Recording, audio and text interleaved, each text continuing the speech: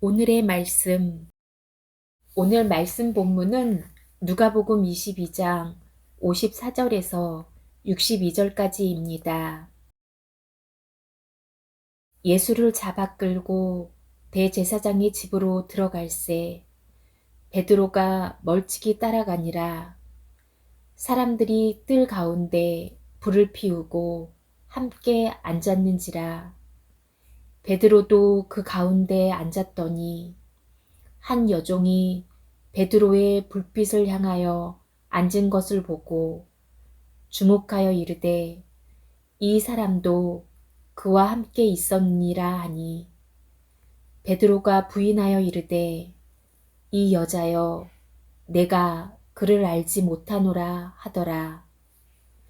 조금 후에 다른 사람이 보고 이르되 너도 그 도당이라 하거늘, 베드로가 이르되 이 사람아, 나는 아니노라 하더라.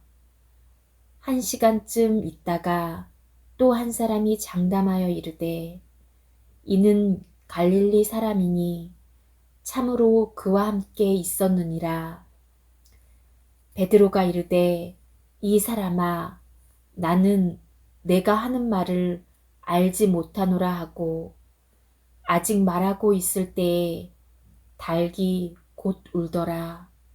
주께서 돌이켜 베드로를 보시니 베드로가 주의 말씀 곧 오늘 닭 울기 전에 내가 3번 나를 부인하리라 하심이 생각나서 밖에 나가서 심히 통곡하니라. 안녕하십니까. 네, 저희가 사순절을 지금 계속 보내고 있습니다. 4월 첫째 주, 그리고 4월 둘째 주는 이제 사순절이 끝나고 고난주간입니다. 그래서 우리가 이 2주간 동안 예수 그리스도께서 이제 잡히시고 또 사형 언도도 받으시고 또 십자가에 달리시고, 그래서 정말 그 십자가의 저주를 온몸으로 감당하시면서 우리를 위해 돌아가시는 이 고난과 순환의 그 길을 우리가 같이 마음에 품고 같이 걸어가면서 정말 은혜 받는 특별한 4월 첫째 주 또 4월 둘째 주 이번 고난절을 보내시기를 간절히 바랍니다. 오늘 우리가 함께 살펴볼 말씀은 누가복음 22장 54절에서 62절까지의 말씀입니다. 이 부분은 이제 베드로와 제자들이 예수님과 함께 겟세마네 동산에서 머물다가 그 가룟 유다가 군인들을 이끌고 예수님을 잡으러 오지 않습니까? 그때 이제 예수님은 그 군병들에 의해서 대제사장 집으로 잡혀가십니다. 이제 신문을 받으러 가셨고, 그 나머지 제자들은 어떻게 됐을까요? 이 마가는 재미난 표현을 합니다. 홀딱 벗은 몸으로 이 담요만 두르고 황급히 도망간 것으로 한 청년이, 근데 그가 바로 마가다라고 우리가 그렇게 추측을 합니다. 그러면 다른 제자들은 어떻게 됐을까? 오늘 우리가 본문에서 보는 베드로 외에 나머지 10명의 제자는 씨도 안 보입니다. 어디 갔는지 몰라요. 다 도망가 버린 것입니다. 군인들이 와서 예수님을 잡아가니까 나도 잡혀갈까봐 무서워서 다 숨어버린 거예요. 바위들로 숨고 산속으로 숨고 집으로 숨고 다 숨었겠죠. 근데 베드로는 그래도 의리가 있고 예수님을 제일 가까이서 사랑하며 지냈던 자가 아닙니까? 그러니까 예수님을 따라는 가기는 하지만 가까이 가지는 못하는 거죠. 왜냐하면 군인들이 있으니까. 그래서 오늘 본문에 보면은 멀찍이 예수의 뒤를 따랐다라고 이렇게 표현되고 있어요. 자, 예수님과 군인들은 먼저 그 대제사장 집으로 들어가서 그 뜰을 지나 이제 집 안에 큰 로비 같은 곳에 딱 섭니다. 그러면 이제 이 집 구조상 그 로비, 말하자면 우리로 말하면 현관과 그 응접실인데 이게 다 입식이니까 다 마당과 연결이 돼 있고, 다 밖에 통로, 옛날에는 뭐 유리 이런 것이 없었습니다. 다 연결이 돼 있고, 그 집의 앞마당은 상당히 넓은 공터였는데 그 중앙에는 예수님을 잡아온 군인들, 그 집안의 몸종들, 뭐 이런 여러 사람들이 추우니까 밤에는 모여서 모닥불을 쬐고 있었습니다. 그러니까 베드로는 멀찍이 따라가다가 예수님이 저 안에서 지금 신문을 받으시고 자기는 한 거리가 한 15m, 20m 정도 됐을까요? 거기서 이제 불을 쬐면서 고개를 수그리고 안에서 어떤 일이 있는지 지금 이렇게 두려움에 떨면서 조심스럽게 지켜보고 있는 거죠. 그런데 그때 한 여종, 그러니까 그 가야바의 집에서 일을 하던 한 여종이었던 것 같아요. 이 사람도 저 예수와 함께 있었다. 그렇게 이야기를 합니다. 그러자 베드로가 여자여, 내가 그를 알지 못한다. 발뺌을 합니다. 그러자 또 다른 사람이 야, 너도 저 갈릴리 사람을 따르는 자 아니냐? 이 사람아, 나는 아니로다. 그런데 마태는 이렇게 표현을 합니다. 베드로가 맹세하고 또 부인하여 이르되 나는 아니다. 그래서 이제 마지막으로 또 한 사람이 장담하여 이렇게 장담하여. 정말 내가 확실히 아는데 이는 갈릴리 사람이니 참으로 그와 함께 있었다. 당신 갈릴리에서 온 사람 아니요. 당신 말투가 벌써 갈릴리 사람인데 당신 저 사람하고 같이 있었잖아. 내가 분명히 봤어. 그랬을 때 마태가 또 이렇게 표현합니다. 그가 저주하며 맹세하여 이르되 이 사람아, 나는 내가 하는 말을 알지 못하노라. 내가 만약에 저 사람을 알면 하늘에서 벌이 내려 나를 벌하실 것이다 라고 저주하며 절대 맹세하건대 나는 저 사람을 몰라. 여러분, 왜 베드로가 이렇게까지 자기가 그렇게 좋아해서 따르던 예수님을 모른다고 부인했을까요? 그것도 그냥 부인한 게 아니라 저주하고 맹세까지 하며. 그것은 두려움 때문입니다. 예수님을 안다고 했을 때 자기도 잡혀서 신문을 받고 죽을지도 모른다는 그 두려움이 베드로로 하여금 예수님을 모른다라고 부인하게 한 것입니다. 아니, 그러면 그 자리에 앉아있지 말고 저 딴 데로 도망치지, 다른 제자들처럼 왜 거기 가서 앉아가지고 이렇게 예수님을 부인하는 거야? 그런데 또 마음 한켠에는 예수님을 정말 걱정하고 염려하는 마음이 있어요. 예수님을 사랑하는 마음이 있어요. 예수님을 떠날 수가 없어요. 그러니까 가까이 가자니 두렵고 멀리 도망치자니 또 발길이 안 떨어지고, 베드로는 지금 예수님에 대한 염려와 예수님으로 인해서 두려움과 이 둘 사이에 지금 끼어 있는 것입니다. 여러분, 이 제자들의 삶이라는 것은 이런 경우들이 종종 있지 않습니까?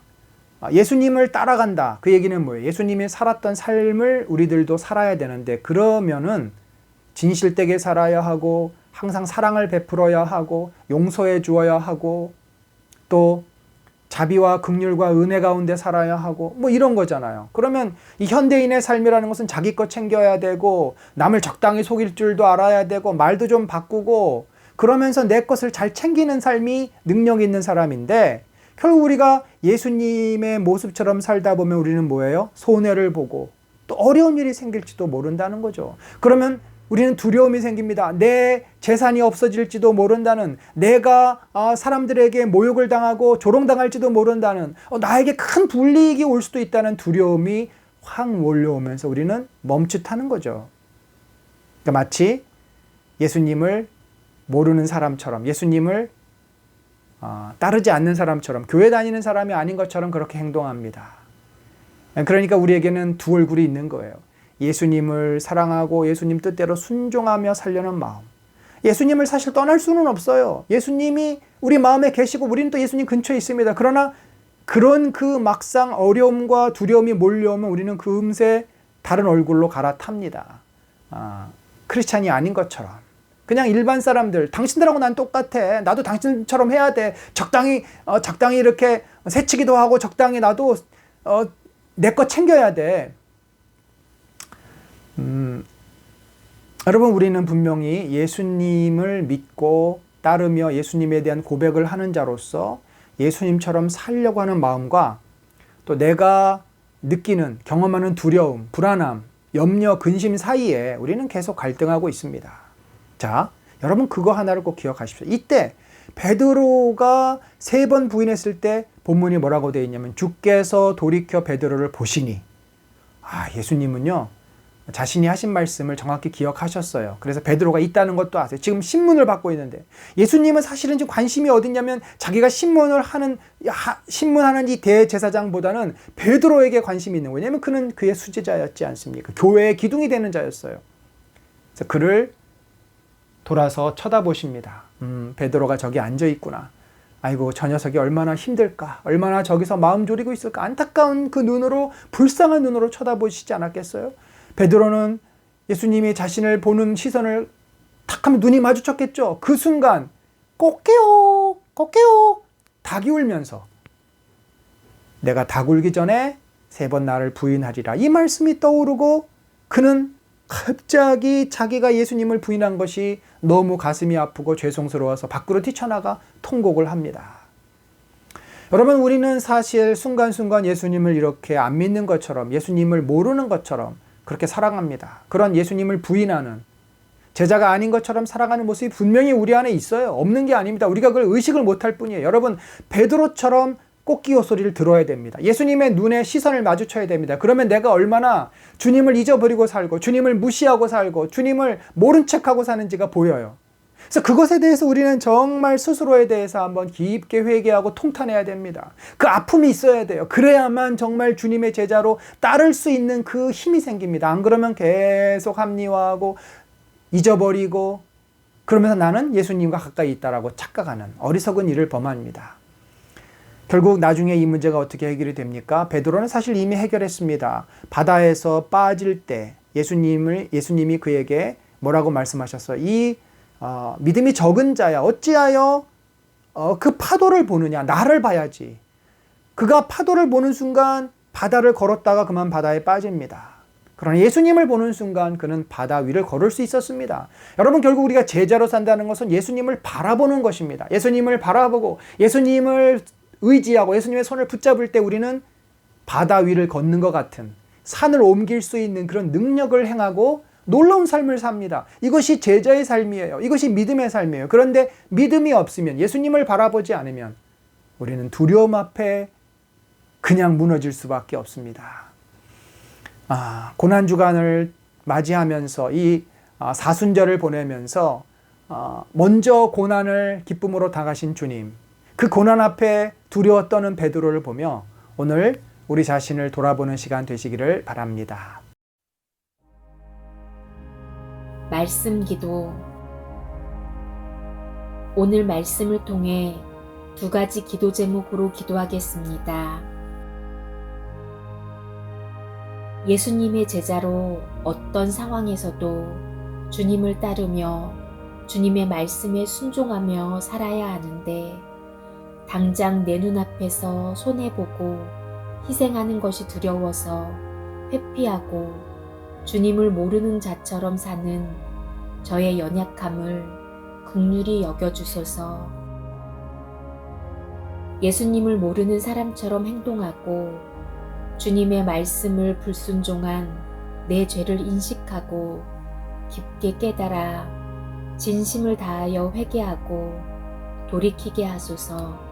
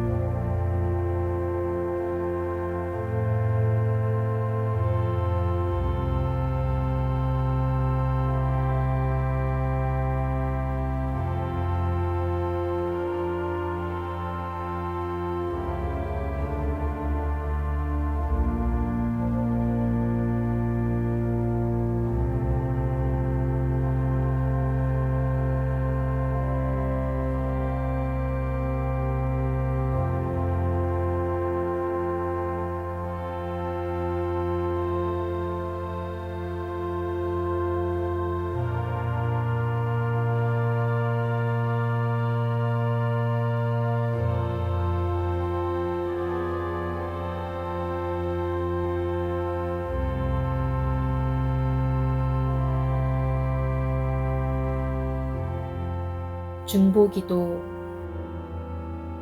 열방과 우리나라 가운데 하나님의 뜻이 이루어지게 하소서.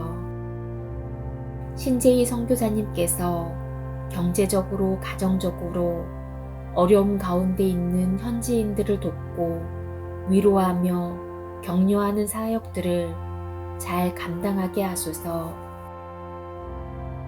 위드 코로나 속에서 집단 면역이 이루어져 더 이상 중증 환자가 발생하지 않고 서서히 토착화가 진행되게 하시고 오미크론에 걸린 분들이 후유증 없이 잘 회복되게 하소서.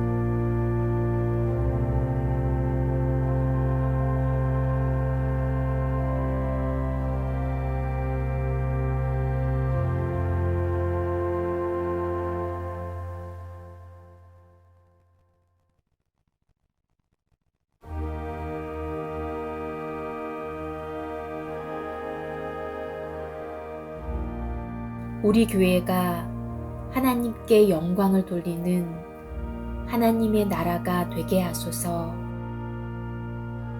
나를 위해 사람들에게 조롱당하시고 온갖 수모와 고통을 겪으셔야 했던 예수님의 모습과 마음을 묵상하여 주님의 마음을 깨닫게 하소서.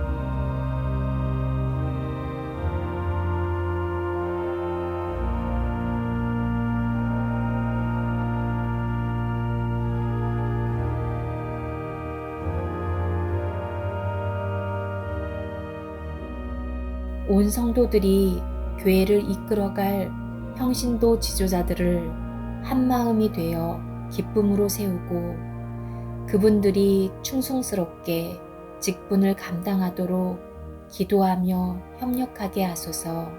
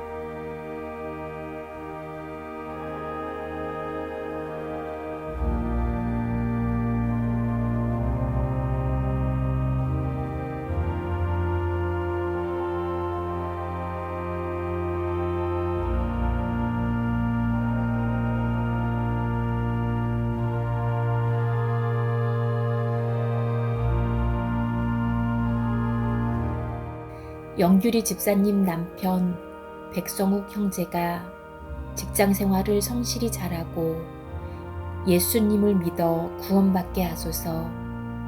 연 집사님이 늘 영육간에 강건하고 친정 부모님에 대한 역할을 잘 감당하게 하소서. 윤서가 꾸준히 할 수 있는 끈기를 주시고 내신 준비를 잘하게 하시며 준하가 학교 생활을 잘하게 하시고 가족 모두를 코로나로부터 지켜주시고 후유증을 없게 하소서.